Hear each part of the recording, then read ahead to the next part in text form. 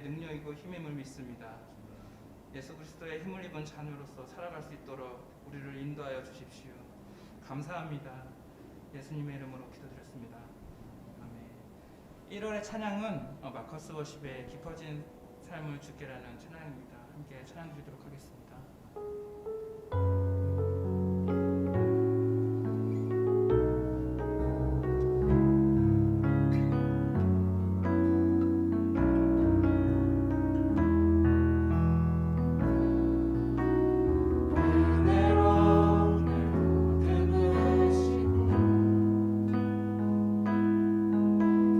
사랑으로 품어주셔도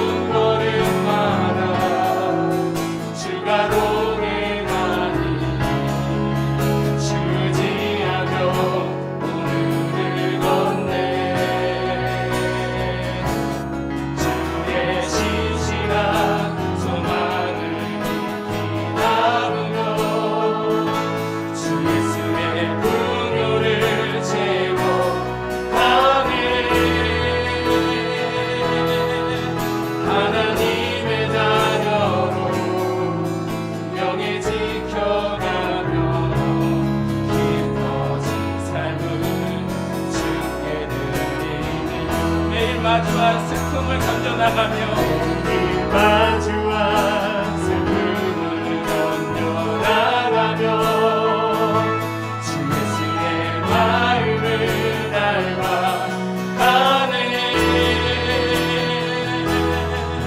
두려운 걸음마다 주가 동행하니 주지하며 오늘을 걷네.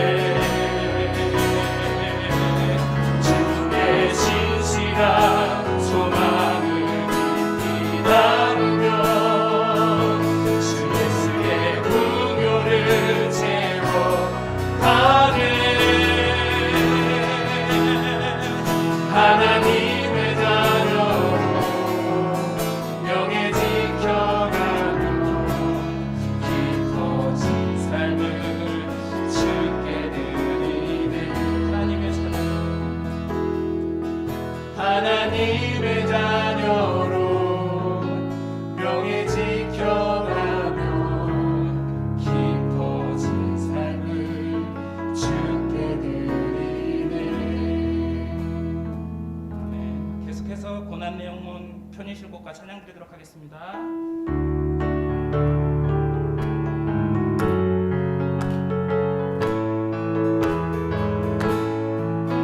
고난 내 영혼 편히 쉴 곳과 풍랑이 잃어도 안전한 복음 폭풍까지도 다스리시는 주의 영원한 팔을 뒤에 주의 영원하신 팔을 위하사 항상 나를 붙드시니 어느 곳에 가든지 영원하지 않는 주의 팔을 의지합니다.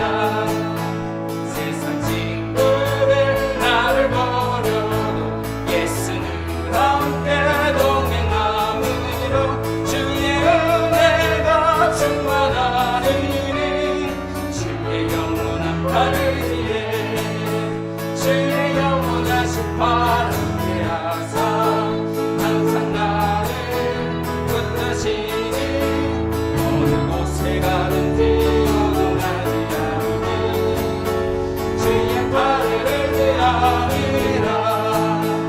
나의 믿음이 연약해져도 이에 위한 힘을 주시며 위태할 때도 안보하시는 주의 영원한 팔을 뒤에 주의 영원하신 팔을 위하사 항상 나를 붙드시니 어느 곳에 가든지 요동하지 않는 주의 팔을 의지함이라. 나의 믿음이 연약해져도 이리에 위한 힘을 지킬 때도 안보하시는 주의 영원한 팔을 뒤에 주의 영원하신 팔을 위하사 항상 나를 붙드시니 어느 곳에 가든지 요동하지 않는 주의 팔을 의지함이라. 눈치 못한 것 주께 없으니 나의 일생을 주께 맡기며 나의 모든 짐 대신 지시는 주의 영원한 팔을 뒤에 주의 영원하신 팔을 위하사 항상 나를 붙드시니 어느 곳에 가든지 요동하지 않는 주의 팔을 의지함이라. 찬양이 언제나 넘치며 찬양이 언제나 넘치며 은혜로 얼굴이 많으며 성령의 충만한 모습을 서로 간에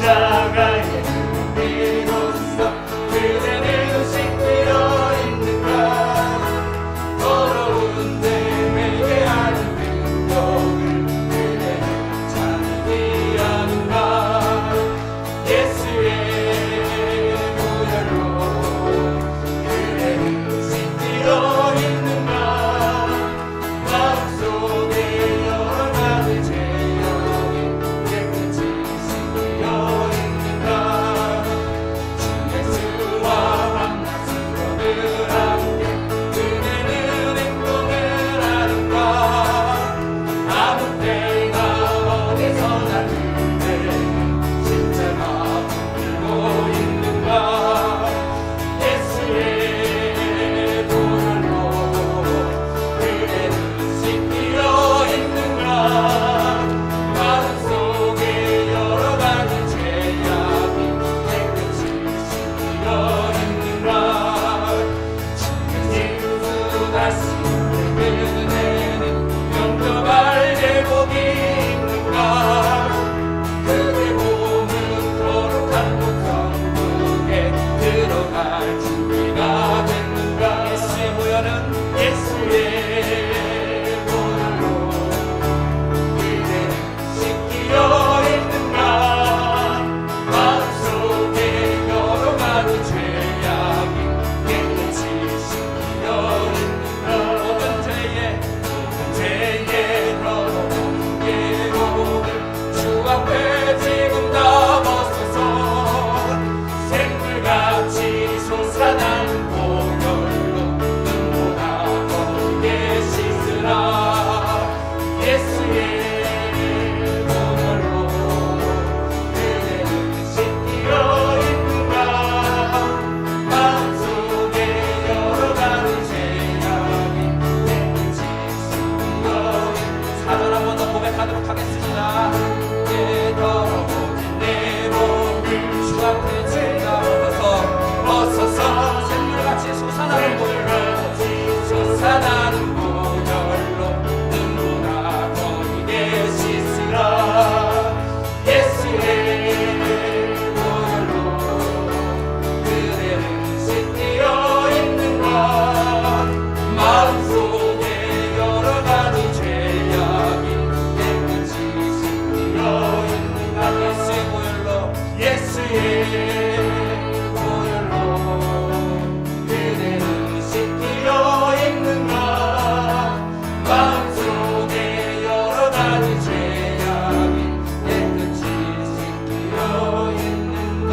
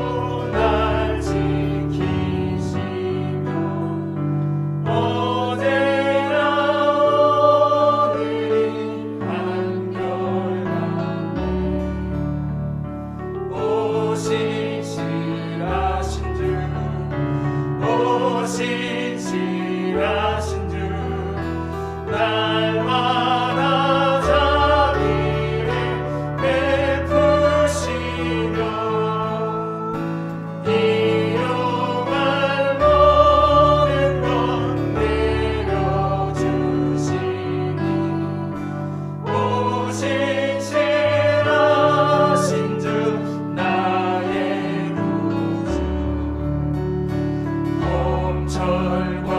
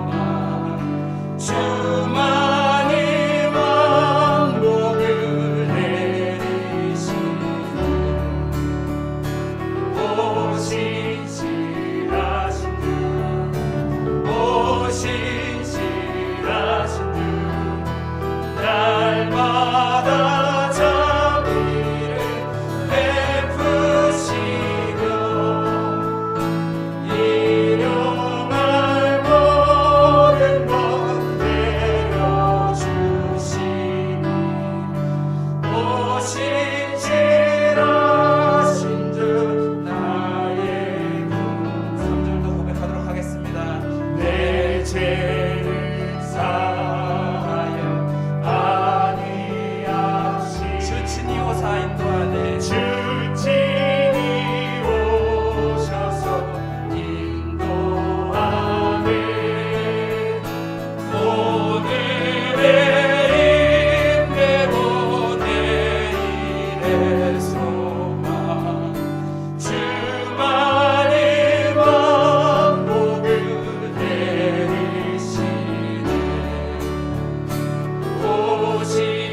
오시지라신 주 오시지라신 주 날마다 자비를 베푸시며 일용할 모든 것 내려주시니 오시지라신 주 나의 구주 묵상기도 하심으로 예배 준비하도록 하겠습니다.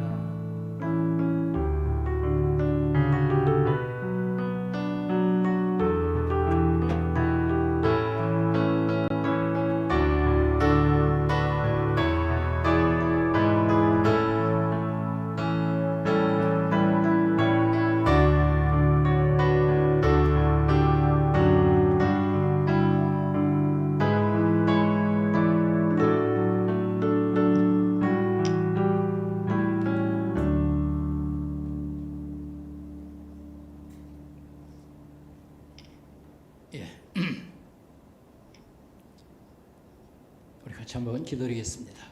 하나님 아버지 하나님 감사합니다. 주에 걸어간 날 또 이 날을 구별하여 하나님 앞에 예배하게 하옵시고 하루가 또 저물어가는 저녁 시간 우리 하나님 집에 다시 한번 모여서 우리 하나님을 찬양하며 감사와 영광을 올릴 수 있게 해주심을 감사합니다.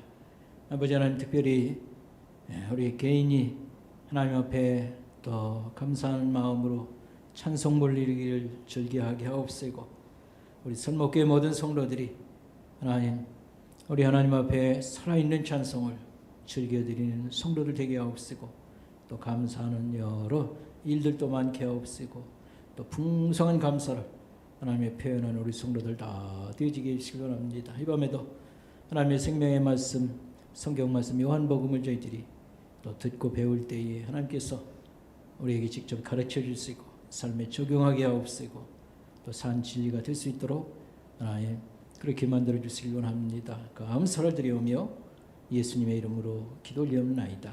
아멘. 예. 우리 요한복음 2장 말씀 13절부터 말씀 보겠습니다. 요한복음 2장 13절.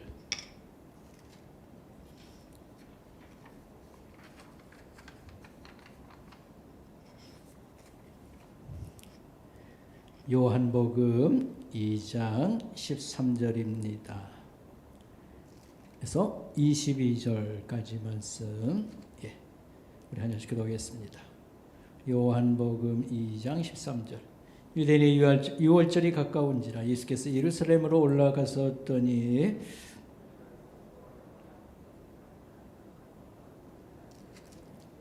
노끈으로 채찍을 만드사 양이나 소를 다 성전에서 내쫓으시고 돈 바꾸는 사람들의 돈을 쏟으시며 상을 엎으시고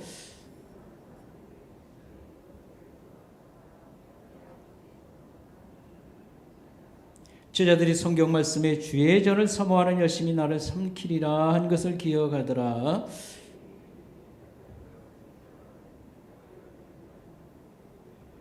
예수께서 대답하여 이르시되 너희가 이 성전을 헐라 내가 사흘 동안에 일으키리라.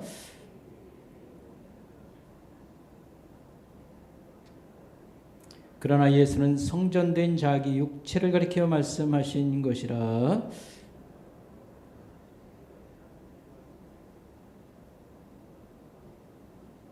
아멘. 예. 여러분 요한복음 읽고 묵상하시는 중에 계시죠? 예.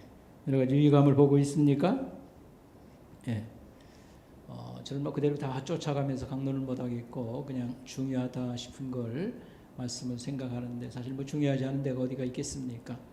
어쨌든 그저 제가 이렇게 설교하는 게 좋겠다 하는 본문 이것만 찾아서 말씀을 이렇게 하고, 특별히 새해에 요한복음을 우리가 묵상하는 것은 복음서는 여러 면에서 우리 경건생활 하는 데 도움이 되지 않나 이렇게 생각을 합니다. 오늘 밤에 예수님이 성전을 청결케 하신 사건, 이것을 우리가 무슨 뜻이 있는가 이런 걸 생각할 때 우리가 하나님 말씀 배우는 즐거움을 또 가지고 또 우리 생활에 잘 적용해서 우리 신앙생활에 크게 유의감이 있기를 바라겠습니다. 간혹 이제 뭐 우리가 좋은 일만 이렇게 하는 것도 있지만 뭐 갈등이 빚어지고 교회 안에 잡음이 일어나고 하는 것 중에 알고 보면 우리가 뭔가를 잘 몰라서 그런 게 너무 많지 않나. 그 중에도 성경 말씀을 잘 몰라서 그런 게 좀 많지 않는가 이렇게 생각되는 것이 많이 있습니다. 그래서 우리가 하나님 말씀을 잘 이렇게 듣고 배우고 할 때에 이 교회 공동체는 세상 어떤 단체하고 다르다는 것을 우리가 잘 알아야 되고요. 또 그 안에 하여튼 이렇게 예수 믿겠다고 온 사람들, 세상엔 여러 종류의 사람이 있습니다. 가난한 사람, 몸이 많이 아픈 사람, 여러 가지 고통과 시련을 당한 사람부터 껍데기 멀쩡하고 아무 바깥에 문제 없는 것 같습니다만 사실 그 안에 들여다보면 다 거의 비슷할 정도로 어려움도 당하고 슬픔도 당하고 희망을 잊어버리고 하나님 밖에 내 인생에는 답이 없습니다. 이런 사람들이 모인 게 교회 공동체고요. 다들 사랑하고 돌봐줘야 되고 그렇습니다. 근데 이제 사람인지라 이제 부닥치고 뭐 이러다가 보면 이제 문제가 생길 때가 있습니다. 특별히 오늘 이 성전을 깨끗게 하신 예수님 이 사건을 통해서 이런데 또 교훈을 우리가 받게 될 것입니다. 자, 예수님이 성전을 깨끗게 하셨다. 청소하신 것이 아니고 성전에서 장사하는 사람들을 다 쫓아내셨다. 이제 이런 말씀입니다. 근데 여기 잘 읽어보면 채찍을 만들어서요, 뭐 짐승들 뭐 제물로 소양 들 팔고 사고 하는 거 다 쫓아내시고 막 이렇게 했다고 하는 얘기가 나오고 상을 뒤엎고 그냥 폼만 잡은 게 아니라 무시무시할 정도로 그러지 않았는가 이렇게 생각을 합니다. 당신 무슨 권위로 이런 일을 하셔? 할 때에 예수님은 동문서답같이 어려운 얘기를 하세요. 이 성전을 헐라. 그러면 내가 다시 세우리라. 아니 이 성전 지은 지가 지금 46년이나 되었는데 이걸 당신이 헐고 3일 만에 다시 이렇게 했단 말입니까? 이런 질문을 하고 합니다. 근데 이게 무슨 얘기인가? 동문서답같이 질문에 정확한 답을 안 준 것 같은데 그 말이 무슨 뜻인가 이런 걸 우리가 깨달으면서 좀 이게 삶의 그 귀한 진리를 우리 삶의 신앙생활에 적용했으면 좋겠습니다. 일단 예수님이 들어갔어서 지금 보는 이 성전은 솔로몬 때 지은 성전 아닙니다. 솔로몬 때 지은 성전 바벨론 포로로 끌려갈 때 다 무너지고 다 이렇게 하고요. 돌아와서 다시 지은 것 제2 성전이 수르바벨이 지은 성전입니다. 그렇게 오다가 오늘 예수님이 들어간 성전은 이걸 이제 세 번째 뭐 성전이라고 말하기는 좀 그런데 이런 수르바벨 성전도 아니고 그 이후에 다시 개축한 성전에 들어갔었던 것을 볼 수 있습니다. 어디서 뭐 양이나 소를 뭐 어떻게 했단 말인가 이제 이런 말씀도 살펴보고 46년 동안 지은 성전을 당신이 헐면 3일 만에 짓겠다고 했는데 이게 도대체 무슨 말입니까? 이런 것도 우리가 좀 배우면 좋겠습니다. 예수님 당시 성전은 그게 주전 19년 BC입니다. AD가 아니고 BC 주전 19년이나 20년경에 다시 이 증축을 했다 이렇게 보면 좋겠습니다. 바벨론 포로에서 돌아와서 수르바벨 성전을 지었을 때 지어놓고 그때 정말 솔로몬 성전을 봤던 사람들은 앉아서 눈물을 펑펑 쏟는 겁니다. 우리 하나님 그 영광스러운 집이 그 대단했는데 우리가 이렇게 다 왼수들이 다 허물었고 돌아와서 아무것도 없는 중에서요 한 10년 지난 다음에 이제 성전을 짓는데 지어놓긴 해놓고도 너무 인간적으로 말하면 그때 그 성전하고는 비교가 안 되니까 눈물 흘릴 정도로 이제 그랬으면 어쨌든 이제 하나님을 섬기다가 이 헤롯이 이 임금이 된 다음에 이 수룹바벨 성전을 개축을 한 겁니다. 리모델링 내지는 굉장히 이제 없앤 게 아니고 이걸 확장을 하고 이제 그렇게 한 겁니다. 그래서 주전 19년이나 20년 경으로 보는 것입니다. 그래서 46년 된 성전 하면 주전 20년 경부터 해서 지금 46년이 됐다 이 말입니다. 46년 된 성전 이렇게 말합니다. 이 성전은 주후 65년에 완성이 돼요. 그러니까 장작 85년 동안 지은 겁니다. 85년 동안. 무슨 건물을 어떻게 85년을 짓는가? 지금은 그게 이제 허물어져서 성전이 로마에 의해서 다 없어졌기 때문에 그걸 볼 수 없습니다. 그때 뭐 사진 찍어 놓은 걸 지금 이제 볼 수만 있다고 하면 다시 회복도 뭐 한번 생각해 볼 수 있지 않을까 생각하는데 그게 없어요. 그래서 이제 이제 학자들에 의해서 당시 로마의 건물이라든 여러 가지 이런 걸 이렇게 그 소재로 해서 다시 이렇게 이제 복원이라고 하지요. 뭐 이렇게 스케치를 하고 설계 도면만 이렇게 만들었는데 제가 봐도요 굉장히 대단하다 싶은 제자들이 예수님 보고 이 아름다운 성전 하면서 이렇게 자랑할 때 예수님이 이거 다 무너진다 이렇게 말씀한 적 있지 않습니까?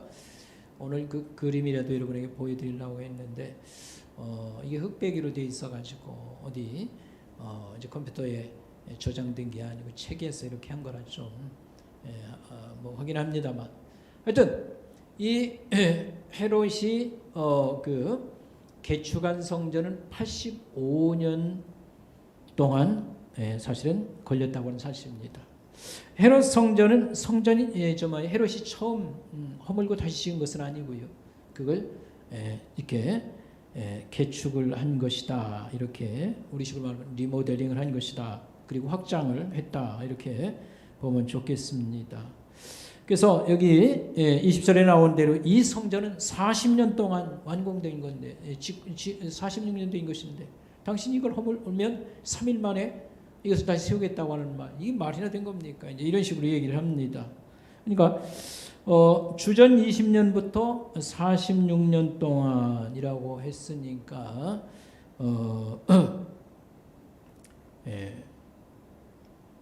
그 계산을 해보면 예수님이 그 당시 돌아가신 게 주후 28년 경으로 봅니다. 예수님 탄생을 원년으로 했습니다만 실제 지금의 달력으로 맞춰보니까 예수님이 태어나신 것이 주전 4년 그리고 예수님이 돌아간 것이 주 한 28년경 이렇게 이제 보는 겁니다. 그러면 예수님이 처음 사역할 때 이 사건이 있었다 이렇게 보면 횟수로 말하면 주후 26년경에 이 사건이 있었다 이렇게 보는 것입니다. 성전은 그 당시에 사실은 짓고 있는 중에 있습니다. 그래가지고 이게 완성된 것은 주 65년 그리고 완성되고 5년 후에 주 70년에 로마 장군 디도에 의해서 완전히 파괴가 이제 허물어지는 것이죠. 그리고 디도는 그 뒤에 로마의 10대 황제가 됩니다. 근데 3년밖에 황제를 못합니다. 하나님 성전을 손대고 이렇게 했으니 온전하겠어요? 전 그렇게 해석을 합니다. 3년밖에 황제를 못하고 마는 것이지요. 그래서 본문에 특별히 이제 예수님이 이 성전에서 이 청결 이 사건 하신 이 사건은 예수님의 의분, 분노가 처음에 이렇게 표현된 그런 사건이다 이렇게 말할 수 있겠습니다. 오늘 첫 번째로 생각할 것은요. 이 사건은 예수님의 공생애, 예수님이 하나님 사업을 위해서 이제 3년 동안 공생애를 공적 활동을 하셨는데 그 첫 번째 사건이 성전 청결 사건이다 이렇게 말할 수 있겠습니다. 예루살렘에서 예수님이 공적 공생의 사역을 처음 시작하는 것을 방금 얘기한 대로 성전 청결 사건이라고 말할 수 있고요. 이 복음서를 읽어보면 이게 2번 이 사건이 나온다고 볼 수 있습니다. 요한복음 2장에 나오는 게 있고요. 마태, 마가, 누가 그 공관복음에 이제 다 나오는데 여기에 대해서 이게 같은 사건이냐 다른 사건이냐 둘을 비교해 보면 상당히 차이점도 많이 있고 그래요. 그래서 칼빈 같은 경우에는 칼빈 선생님 주석을 할 때에 이 요한복음 2장에 나오는 사건은 예수님 공생에 처음 시작할 때 사건으로 보고 공관복음 마태, 마가, 누가복음에 나오는 것은 예수님의 공생이 끝날 때 다시 한번 성전 청결 사건을 이렇게 하신 것이라 이렇게 보는 것입니다. 그리고 이 내용을 이렇게 비교해 보면 조금 전에 얘기한 것 마냥 상당히 차이가 많은 것을 볼 수가 있습니다. 특별히 오늘 예를 들면 하나 이제 증거를 댄다면요. 예수님이 이렇게 말합니다. 내 아버지 집으로 장사하는 집을 만들지 말라. 이렇게 말씀했는데 이제 공관복음에 올 것 같으면 너희가 강도의 속을 굴혈로 만드는도다. 강도 집으로 만들도다. 굉장히 센 발언을 하지요. 그러니까 오늘 본문에 장사하는 집으로 만들도다 그랬는데 이 공관복음에 보면 굉장히 더 두려운 말씀합니다. 너희들이 강도 집으로 만들었도다. 이런 센 발언하는 거 보고요. 다른 거 비교해 보면 상당히 이렇게 차이가 있다. 이런 것을 우리가 여기서 살펴볼 수 있겠습니다. 자, 이 성전을 정화하고 깨끗게 하신 이 사건은 구약 성경 말라기에 볼 것 같으면 그 3장에 예언의 말씀이 있는 것을 우리가 볼 수 있습니다. 우리가 한번 그거 찾아보는 게 도움이 될 것 같아요. 말라기 3장 1절 2절 말씀. 여러분 말라기서는 구약 성경 맨 마지막이죠. 마태복음 바로 앞에 있죠. 한번 좀 찾아보시겠습니다. 말라기 3장 1절 2절 말씀.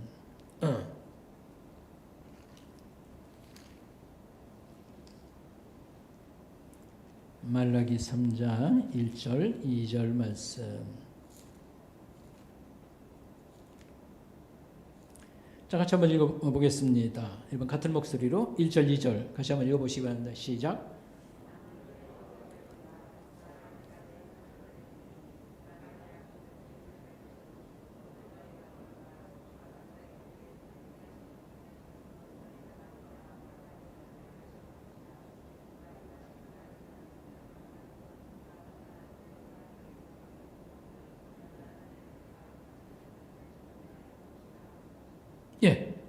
여기 보니까 여호와의 사자가 나타나시는 날, 두려운 날이 될 것이라. 2절에 보니까 그분은 깨끗게 하는 청결한 그런 작업을 할 것인데 그 뭡니까? 철공소에 철을 다루는 불, 뜨거운 불, 풀무브 같은 불, 깨끗게 세탁을 하는 비누 같은 이런 청결한 그런 일을 이룰 것이다. 이런 말씀입니다. 제가 쉬운 성경으로 저는 읽을 테니까 잘 한번 다시 보시기 바랍니다. 여러분 그 본문을 보세요. 만군의 여호와께서 말씀하셨다. 내가 내 사자를 보내어 내 앞길을 닦게 하겠다. 너희가 찾던 여호와가 갑자기 여호와의 성전에 이를 것이다. 너희가 바라는 언약의 사자가 이를 것이다. 그러나 그가 오시는 날에는 아무도 견디지 못하며 그가 나타나실 때에는 아무도 살아남지 못한다. 그는 연단하는 불과 같을 것이며 깨끗게 하는 비누와 같을 것이다. 이렇게 씁니다. 여기에 내가 내 사자를 보낸다. 사자는 동물 사자가 아니라 신하, 소위 우리가 특사, 대사 이런 말입니다. 하나님 보내는 종을 일컫습니다. 내 사자를 보내리니. 성경에 사자라고 할 때는 천사를 주로 많이 의미해요. 하나님 심부름하는 사람. 근데 성경에는 특별한 천사가 있어요. 여호와의 사자. 여호와의 사자는 가만히 읽어보면 하나님하고 쌤 그런 발언을 해요. 그래서 이 여호와의 사자는 특별한 사자인데 어떻게 아무리 심부름을 하는 천사라 해도 자기가 하나님처럼 이렇게 행동해서는 안 되지 않습니까? 근데 여호와의 사자는 그래요. 그래서 이게 구약 성경에 나타난 예수님이다. 이 성작. 그러니까 구약 시대에는 아무것도 안 하시는가? 그렇지 않다고 보고요. 구약 속에 나타나시는 그런 하나님의 사자, 이게 구약 성경 예수님이라고 이렇게 이제 메시아라고 우리가 보는 거죠. 자, 내가 내 사자를 보내 내 앞길을 닫게 하겠다. 너희가 찾던 여호와가 갑자기 여호와의 성전에 나타나실 것이라. 하나님이 하나님의 성전에 나타날 것이다. 근데 그분을 하나님하고 좀 차이가 있어요. 내 사자를 보냈는데 그 사자 하나님의 종 그가 하나님이라고 표현을 해버리거든요. 여호와가 갑자기 여호와의 성전에 이를 것이다. 너희가 바라는 언약의 사자가 이를 것이다. 그러니까 하나님이 하나님 집에 나타난다, 뭐 그럴 수 있지. 근데 앞뒤 문맥에 보니까 내 사자를 보낸다 해놓고 너희가 바라는 언약의 사자가, 약속의 그 종이 나타난다 했으니까 하나님이라고 보기도 하고 또 약간 차이가 있고, 그래서 여호와의 사자는 구약의 메시아, 우리 그리스도다, 이렇게 이제 얘기하는 것입니다. 그래서 여기 하나님이 보내는 하나님의 종, 근데 하나님 자신이 나타난다고 하지 않습니까? 그런 권위를 갖춘 분이 오는데 와서 무슨 일을 하시는가? 2절을 보세요. 그가 오시는 날에 아무도 견디지 못하고 그가 나타나시는 날에 아무도 살아남지 못한다. 심판을 의미합니다. 죄인이 이 심판 앞에 살아남을 자가 없도다, 이런 얘기입니다. 그는 연단하는 불과 같고 쇠를 달구는 풀무불과 같고 깨끗하게 하는 잿물, 이 비누와 같을 것이라, 이런 예언의 말씀이 있습니다. 이거 누구를 보내서 어떤 일을 한다고 말할 것인가? 이것을 예수님의 성전 청결하고 이렇게 겹치는 예언의 말씀으로 이걸 우리가 연상된다, 거의 적용해서 말씀을 해도 그걸 이룬 것이다, 말라기의 말씀을 문제가 없지 않을까, 이렇게 생각을 하는 것입니다. 여기서 이제 구하는 바추, 언약의 사자는 동일한 인물입니다. 천사를 의미하지 않고 신적인 이름으로 신적인 권능과 권위를 가지고 오셔서 하나님의 목적과 뜻을 실현하시는 그런 분. 근데 여기서 요점은 심판을 행사한다고 하는 그런 것이 여기 말라서기의 요점입니다. 이 말씀을 예수 그리스도가 오셔서 성취하는 그런 것 중에 어떤 한 면이 성전 청결 사건에 나타났다, 이렇게 볼 수가 있겠습니다. 여기서 성전에서 제물을 매매한다, 양이나 소나 비둘기나 이런 걸 제물로 바치는 사람들, 이제 대개는 자기들이 양을 많이 치니까 양을 가져오고 11조로도 가져오고 그러지 않습니까? 근데 원거리에서 올라오면 그걸 다 끌고 오기가 좀 그렇지 않겠습니까? 그리고 구약 시대나 중간 그런 시대에 보면 구약하고 신약 사이에 이 사람들이 이스라엘 땅에만 퍼져 있는 게 아닙니다. 이스라엘은 오전 예배에도 말씀드린 3개 대륙이 만나요. 아프리카, 아시아, 유럽이 만나는 요 좀 위에서 내려다보면 그런 지점에 딱 앉혀가지고 하나님이 이 좁은 땅, 왜 여기 이렇게 작은데, 아까도 그랬잖아요, 경상남북도 많은, 여기서 왜 하나님은 이런 큰 역사를 이루시는가 하지만 이게 다 하나님의 눈으로 위에서 내려다보면 있지 않습니까? 3개 대륙이 만나는 이 지점, 온 세상으로 퍼져나가기 좋은 점. 그 다음에 여기는 아주 지리적 요충지입니다. 그래서 옛날부터 그 고속도로가 2개가, 그리고 상당히 길이 잘 발달되어 있습니다. 아침에도 얘기했습니다. 동부 요르단 고산 지대라고 했지 않습니까? 엄청난 산이, 거기가 1000m가 다 넘어요. 근데 두부모 마냥 위에가 판판해요. 우리가 이제 강원도 동해안 가다가 보면 있지 않습니까? 그 어디입니까? 대관령 목장이니 그 고랭지 채소만이 나오고 상당히 평지가 많은 것만이에요. 여기 아침에도 그랬잖아요. 이 요르단 산맥을 넘어가면 지중해 성길 비가 거기 많이 내린다. 그래서 굉장히 그 농사도 잘 되고 목축도 잘할 수 있고 그렇게 얘기했지 않습니까? 근데 거기에 왕의 대로라고 하는 옛날부터 이 킹스 하이웨이 왕의 대로라고 하는 길이 그 위에 나 있습니다. 성지순례할 때 차 타고 이제 그 길로 또 달려가는데 상당히 꼬불꼬불한 길도 많이 있고 합니다만 상당히 그 평지가 많이 나와요. 그리고 쭉 이제 그 동쪽으로 가면 그냥 아라비아 사막하고 연결되어 있는데 유난히 하여튼 이 고산 이 산 넘어가면 평지가 많고요. 그 저 밑으로 내려가니까 아까 얘기했던 모압 땅, 이 나오미의 이 보리밭 그런 장소가 또 있었고 이제 그렇게 한 것이죠. 그런가 하면 비아마리스라고 해가지고 이게 해변을 따라서 저 메소포타미아로 가고 그 다음에 이집트까지 연결되는 고속도로가 이제 당시에는 고속도로라고 할 수 있죠. 도로가 그렇게 잘 닦여 있었고 중간에 이제 이스라엘을 통과하고 그 다음에 여러 가지 이제 간선 샛길들이 또 이렇게 나 있는 것입니다. 그래서 유대인들이 상당히 많이 퍼져서 살고 있었습니다. 외국에 나가서 이집트라든지 또 그 이제 바벨론 포로 때 거기 그 메소포타미아에도 갔어요. 상당히 사람들이 정착하고 안 돌아온 겁니다. 5천여 명 정도밖에 안 돌아와요.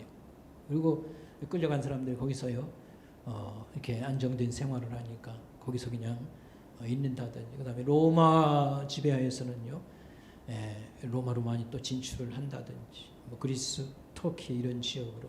그러니까 유대인들이 이렇게 퍼져 살다가 그들은 종교가 최고의 그런 가치를 가진 민족 아닙니까? 그래서 하나님 믿는 신앙 때문에 이제 절기를 지키러 옵니다. 근데 먼 데 사는 사람들이 소나 양 끌고 올 수가 없지 않습니까? 그러니까 돈으로 가지고 와서 여기 와서 제물을 이렇게 사서 하나님께 드리도록 이렇게 말했고 그 제물을 대대적으로 키우는데 베들레헴 같은 데는 양을 키는 목장으로 아주 또 유명하고 그렇게 했던 것입니다. 그래서 말하자면 관가에서 좋게 말하면 관가에서 제사장 관할이 성전 구역에서 양이나 소나 제물 또는 비둘기 또 그 돈을 환전할 수 있는 이런 이 도움을 주기 위해서 좋은 뜻으로 이게 지정이 됐는데 가면 갈수록 이속 챙기는 거 있지 않습니까? 장사. 그래서 그건 제사장이나 레위 사람들에게 돈벌이 수단으로. 그래서 보통 이제 시중에서 양 한 마리가 뭐 10만 원 한다고 그러면 여기 가면 한 20만 원 줘야 되고 뭐 이런 식으로 이제 나중엔 발전했겠지요. 그래서 문제가 많이 생기는 겁니다. 그러면 어디서 이 장사가 이루어졌는가 할 때에 이 뜰에서 이렇게 말합니다. 성전은 거대한 건물이 있고 부속 건물들이 있는데 거기 안에서 뭐 끌고 들어온 건 아니고요. 소위 말한 대로 뜰이라고 하는 게 좀 광장 이렇게 생각하면 됩니다. 우리가 고궁을 가면 임금님 고궁을 가면 여러 건물들이 많이 있습니다. 근데 이제 우리나라 대표적인 그런 궁전이라면 여러분 경복궁 아니겠습니까? 이 조선 태조가 중건했던. 그래서 경복궁하고 저는 창경궁이라고요. 거기는 이제 벚꽃놀이도 많이 가고 우리 시절에는요. 그래서 아주 인상이 이렇게 오래 잘 남아 있고 그럽니다. 근데 여러분 궁전에 광화문이나 대문을 들어가면 바로 임금님 뭐 집전하는 그런 그 궁전이 떡 나오는 게 아닙니다. 광장을 통과하고 또 가야 되고 또 안으로 들어가고 이런 시간이겠습니까? 그러니까 성전도 역시 마찬가지였습니다. 성전이라고 하는 건물이 이제 저 안쪽에 큰 건물이 있고요. 그 이제 뜰이 있습니다. 제사장의 뜰. 거기에는 제단이 있다든지 물 이렇게 항아리들이 있다든지 뭐 이런 것들이 있겠고요. 그다음에 안뜰이라고 해서 남자들이 들어갈 수 있는 남자들. 그다음에 여인의 뜰이 있습니다. 그 영역이 달라요. 그다음에 제일 가에는 이방인의 뜰.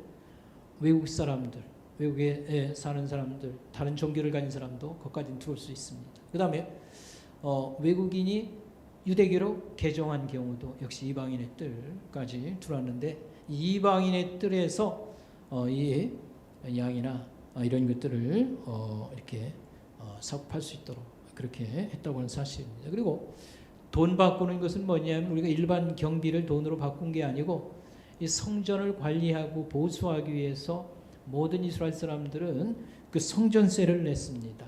반세겔이라고 하는 돈을 냈는데 외국 돈을 가지고 온 사람, 외국 돈을 그냥 내면 안 됩니까? 안 돼요. 왜냐하면 이 외국 돈에는 황제의 얼굴이 거기에 박혀 있다든지 아니면 다른 신의 신상이 있습니다.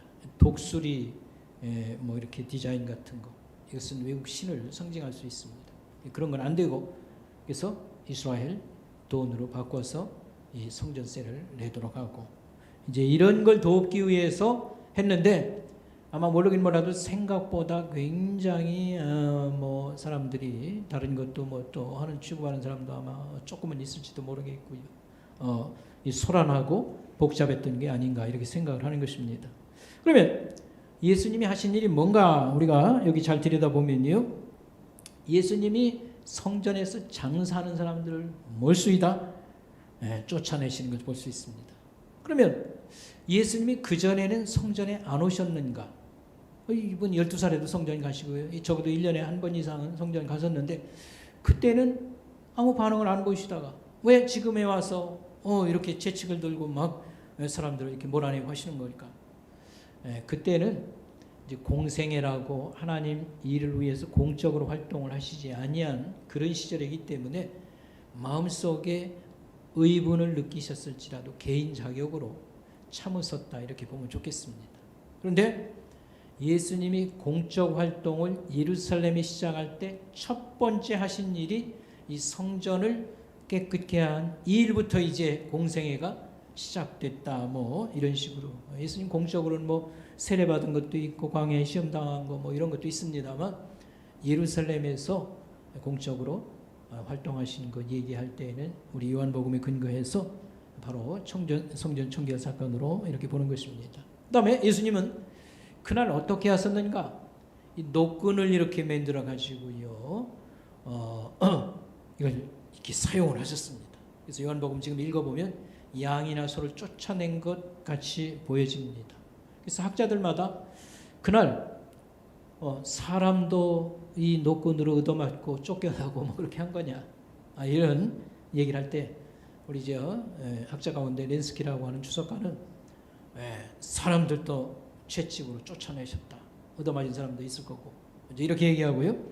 이제 고데시라고 하는 학자는 이것은 어디까지나 상징적인 행동이었지, 이걸 가지고 사람을 막 때리거나 그러진 않았을 것이다, 이제 그런 식으로 얘기를 했습니다. 그러나 전반적으로 보면 어떤 심판을 여기 행사하는 거니까 뭐 사람들은 그냥 짐승만 이렇게 겁주어서 그냥 내보낼 정도고 뭐 그렇다고 보기는 어렵겠습니다. 그러나 무차별적으로 폭력을 휘둘렀다 그렇게 말하기도 어려울 거고요.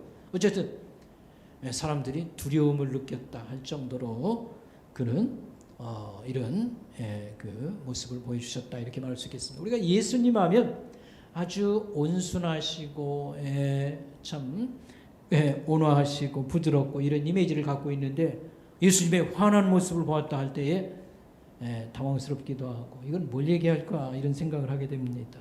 여기서 예수님은 의분을 터뜨릴 만한 그런 필요성이 있는 데서는 이와 같이 물리적 힘을 이렇게 보여주신 그런 사례가 있다고 하는 걸 우리가 기억할 필요가 있겠습니다.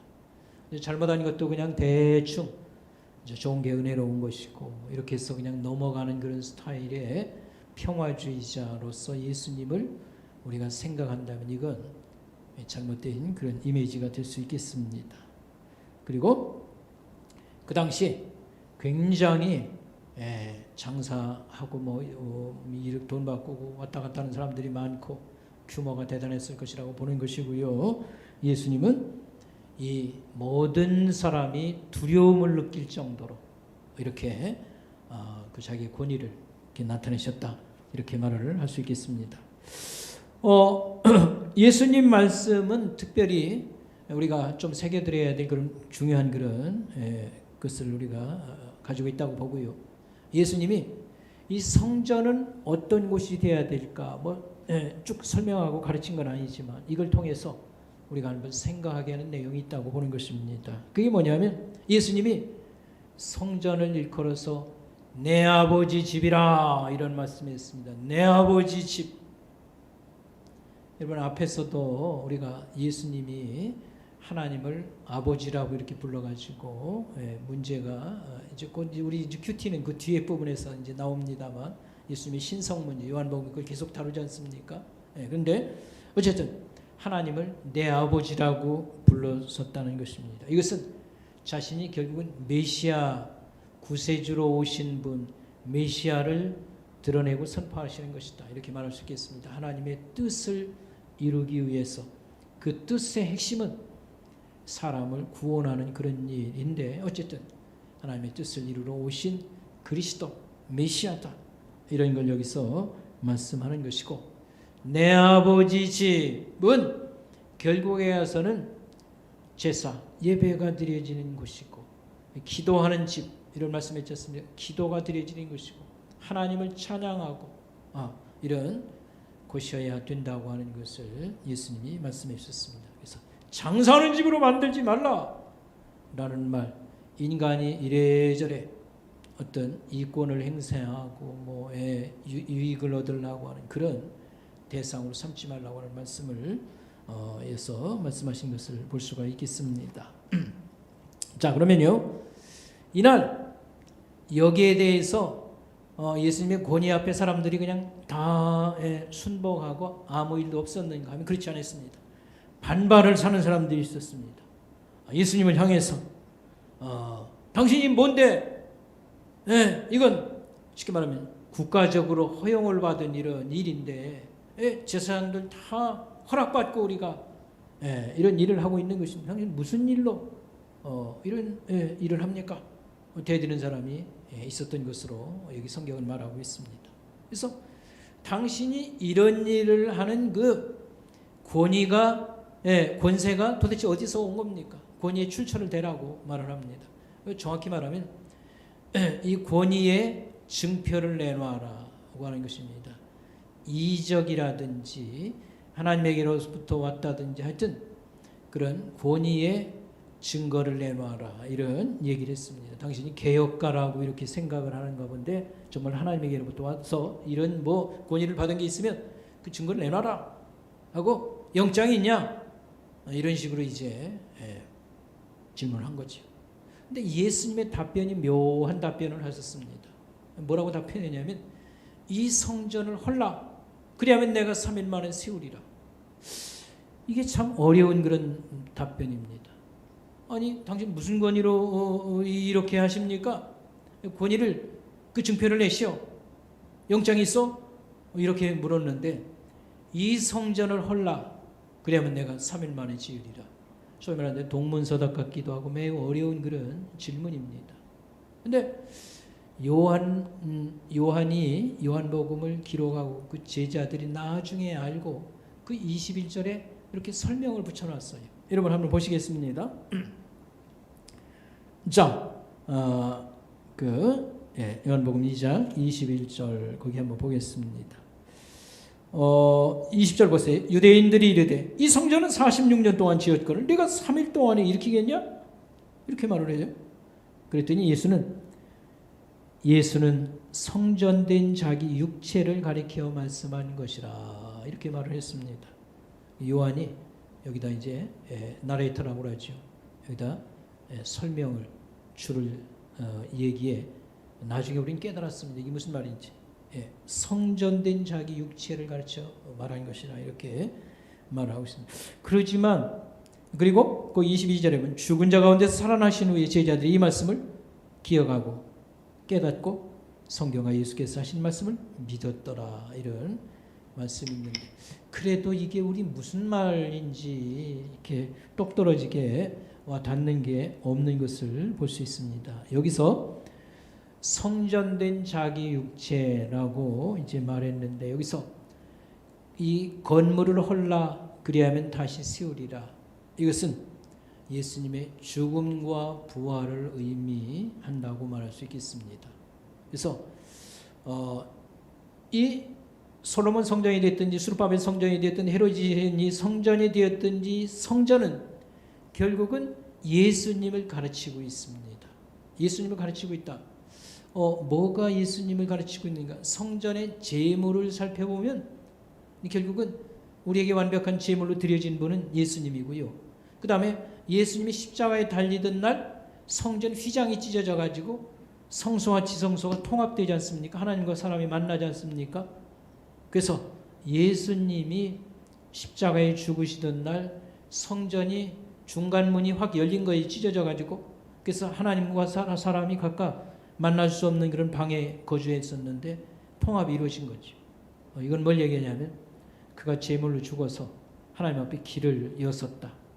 그리고 하나님과 사람이 이제는 이렇게 만나서 예배할 수 있는 이렇게 그 죄의 담벼락을 무너뜨려 주셨도다. 길을 내섰도다. 그래서 예수님이 곧 성전을 의미한다라고 하는 겁니다. 그래서 예수님이 성전에서 여러 가지 보여주고 가르쳐 준 것을 예수님이 다 이루었기 때문에 이 성전은 사실 허물어져도 괜찮아요. 로마 장군에 의해서 하나님 필요 없어서 허물었다고도 말할 수도 있겠습니다. 그리고 진짜 성전은 예수님이 성전이구나. 이걸 지금 성경은 가르쳐주고 있는 것이고 또 하나 성경에서 성전이라고 하는 개념은 뭘 얘기하냐면 성전은 천국을 의미합니다. 천국을 보여주는 겁니다. 천국이라는 건 무슨 얘기입니까? 하나님하고 사람하고 같이 만나서 사는 게 천국 아닙니까? 그래서 이 천국 하면 그걸 제일 축소하면 에덴 동산, 그걸 더 축소하면 성전, 그걸 더 축소하면 예수님, 이렇게 말할 수 있겠습니다. 그래서 예수님이 죽고 부활하셔서 자기가 교회의 머리가 되고 우리 예수 믿는 사람은 거기 다 붙어있는 벽돌집 몸이나 마찬가지입니다. 그래서 하나의 거대한 공동체를 만듭니다. 이게 이제 하나님 나라고요. 이게 이 사람들이 그대로 하늘에 이제 사는 것이지요. 그래서 예수님이 성전이고 예수님이 예수 믿는 사람들을 하나님의 가족으로 이렇게 모으는 거예요.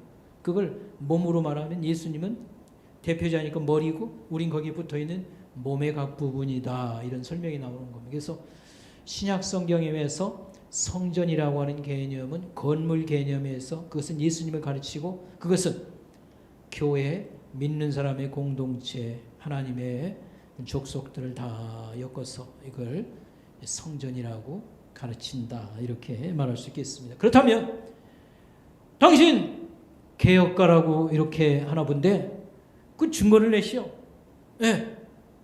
영장 제시하시오. 라고 말할 때 내가 메시아다 이겁니다. 이 성전에 와서 하나님 찾고 메시아를 너희들 기다려. 내가 메시아다. 이게 증표다. 그런 식으로 답을 주신 것이라 이렇게 말할 수 있겠습니다. 그리고 마지막 하나 우리가 이 사건을 통해서 적용해서 생각해 볼 것은 예수님은 이 땅에 사람을 살리고 하나님께로 영생을 주는 구원자라고 하셨습니다만 여기에 동시에 심판이 함께 따라온다는 사실입니다. 이 구원과 생명을 얻지 못하는 사람은 심판당하고 버린 거하고 쌤쌤이요. 구원받는 사람 빼면 나머지들은 버림받는 거나 마찬가지입니다. 구원에는 심판이 붙어있다고 하는 사실을 우리가 기억해야 되고요. 인간을 로봇으로 만든 게 아닙니다. 인간에게는 자유도 주고 능력도 주고 여러 가지를 주셨어요. 돈도 주시고 이 땅에서. 그런데 자기 삶에 대해서 하나님의 뜻이나 말씀을 우리가 무시하고 이렇게 순종해서 하나님 백성으로 구원받는 자가 되면 생명을 얻는 거고 이걸 거부하거나 무시하면 결국에 가서 남는 건 죄밖에 없고 그 다음에 심판대에 서야 된다라고 하는 말씀입니다. 그렇게 하고요. 예수님은 더 이상 더럽힐 수 없는 그런 성전을 만드시도다. 그 예수 믿는 사람들, 하나님 백성들을 모아서 하나님과 함께 사는 그런 집이라고도 말할 수 있고 그런 공동체, 그런 성전을 만드시도다. 이런 것이 이제 좀 더 깊이 들어가서 성경 전체를 가지고 얘기할 수 있는 것이고 여러분 그저 시간이 없어서 적용은 잘 못하겠습니다만 한 가지 잘 할 것은 우리가 예수 믿으면서 교회 공동체가 뭔지를 이렇게 알고 우리 한 사람 한 사람 중요하다 할 때에 교회를 우리가 소란케 하는 일을 해서는 안 됩니다.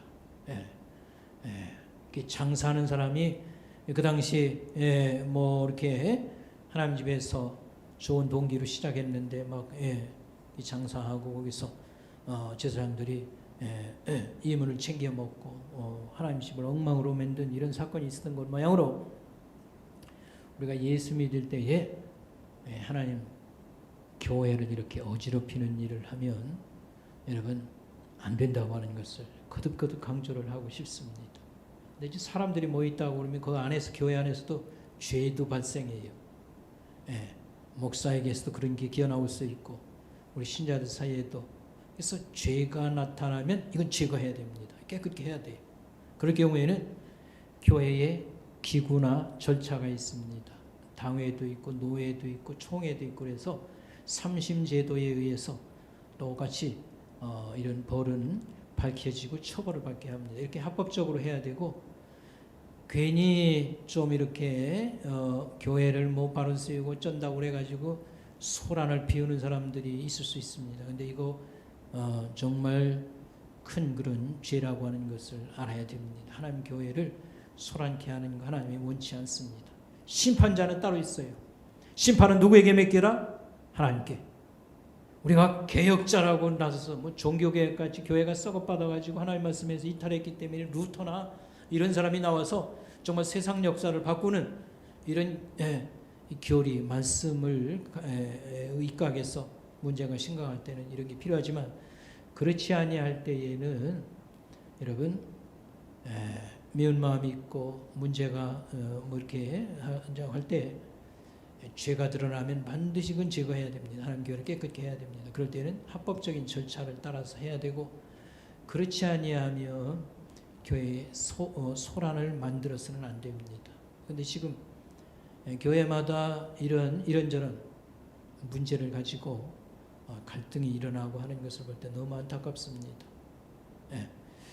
되게 똑똑한 사람이라고 하는 사람들 또 사회 직분상 뭐 검찰에 있었다든지 또 뭐 경찰관이라든지 또 다른 부서에도요 감찰 부서라든지 이런 사람들은 눈이 아주 비판적이고 이런저런 소식을 들으면 이거 바로 잡아야 된다. 교회 뭐 바로 해야 된다. 이래가지고 문제를 삼고요 상당히 소란하고 또 어떻게 하는지도 잘 몰라가지고 건뚜다면 비리 뭐 드러내고 교회를 이렇게 바로 잡는다고 해서 일반 법정에 들고 가고 근데 확실한 죄가 드러난 죄가 아니라고 하면 여러분 어쨌든지 이렇게 갈등과 문제를 이렇게 끄집어내고 소란케 하는 이런 일은 절대로 만들어서는 안 됩니다. 그 다음에 이제 계속 제가 시간 있을 때마다 좀 얘기를 해둬야 된다고 생각합니다. 제가 이제 지난번도 얘기했지 않습니까?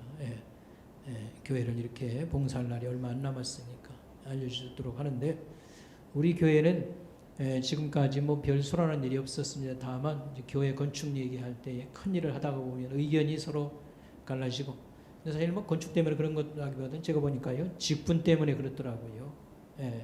섭섭하다. 누구는 되고 나는 안 되고 이런 문제가 생길 수 있고 특별히 목사가 이제 바뀌었을 때에 이제 모르겠어요.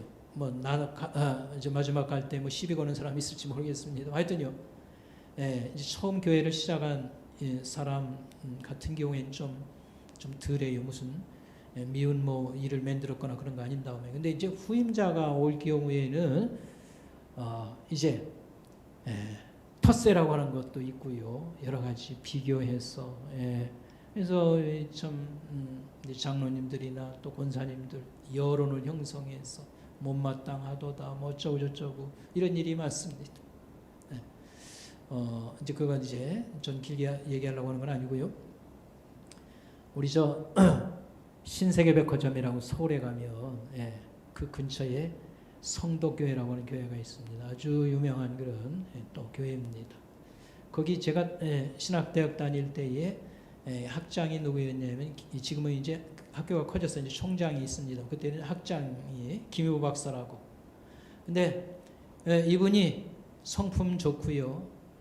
뭐 공부도 충분히 했으니까 박사학위도 가지고요. 근데 담임 목사를 어디를 하셨냐면 이제 성덕교회 담임 목사를 하셨습니다. 근데 이분 별명이 신사예요.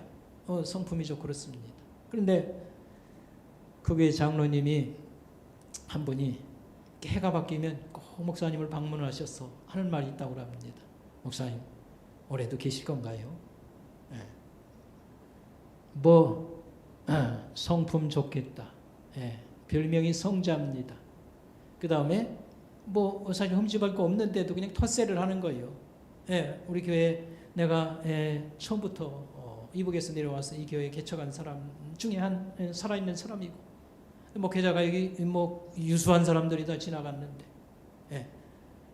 텃세 한번 하는 거죠. 목사님 올해도 계실 거냐고 얼마나 기뻐하시겠어요. 하여튼 이제 그런 거 이제 그런 게 있는가 하면 요즘에는 이제 비판을 너무 많이 하니까요. 제가 그 영락교회 박주진 목사님 그때 있을 때도요. 어느 대학 교수 한 사람이 있지 않습니까? 찌라시라고 해서 쫙 이렇게 돌리고 읽어보니까 10가지를 썼는데 뭐 별것도 아니에요. 예를 들면 왜 목사가 박사 가운을 입었냐? 그러니까 정식 이제 무슨 이제 박사 그런 학위 법학 박사 무슨 비슷한 그런 옷을 입었다든지 해서 쭉 나열을 했는데 그 당시에 제가 신학생이었는데 이 정도 가지고 뭘 교회를 저기 하는가 해서 아주 예리한 사람들 이렇게 하고요. 그게 다 이제 만족이 좀 없다는 그런 의미지요. 불만이 있다고 하는 그런 뜻인데 이래서 이런 문제가 생기고 특별히 이제 장로님들 또 숫자가 늘고 하면 새로운 목사 뭐가 마음에 안 든다든지 전임자 있을 때는 또 못마땅해가지고 어쩌고 하고요. 또 목사가 바꾸면 또 전임자가 더 낫다 이런 식으로 해가지고 또 후임자 또 텃세를 하는 이런 일이 우리 교회에 없어야 될 것입니다. 그래서 오늘 말씀의 요점은 뭐냐면 그는 구원자로 오셨으나 심판의 어떤 권위를 그가 동시에 갖고 있는 것입니다. 그래서 우리가 하나님 교회를 죄가 드러나면 반드시 그것은 바로 잡아야 됩니다. 그런 절차가 삼심제도가 있습니다. 근데 그런 게 아니면 하나님 교회를 웬만하면 어려움이 있으면 들어보고 덮어주고 세워주고 하나님 교회가 평안하게 가는 것이 대원칙이고 우리가 이런저런 여러 사람이 불만이 많지 않냐 이게 우리 여론인데 그렇다고 해서 문제가 없는데도 이렇게 이렇게 자꾸 문제를 만들고 이런 일은 없어야 된다. 이런 걸 적용해서 말씀을 또 이렇게 드렸습니다. 기도하겠습니다. 하나님 아버지 주님 감사합니다. 주님께서 새해에 우리 신앙생활이 좀 더 새롭게 되어지게 하옵시고 하나님을 잘 섬기며 하나님 교회가 왕성하며 또 평안한 가운데 든든히 세워지는 하나님 올 한 해 되어지길 원합니다. 우리의 심령과 또 삶의 여러 여건이 어려운 점이 많이 있사오나 주님께서 반드시 전화위복되도록 또 이렇게 만들어 주실 것을 믿습니다. 오늘도 하나님 집에서 예배드리고 가는 저희들 하나님 돌봐주셔서 저녁 시간도 편안한 시간 되게 하옵시고 이 한 주간도 하나님 앞에 복된 그런 한 주간 되도록 인도하여 주시옵소서. 예수님의 이름으로 감사하며 기도드리옵나이다. 아멘. 이것으로 오늘 저녁 예배를 모두 마쳤습니다.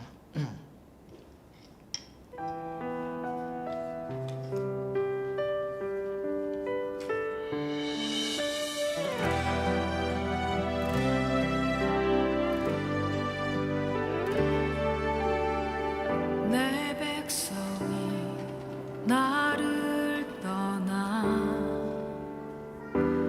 돌아섰지만 내 사랑이 내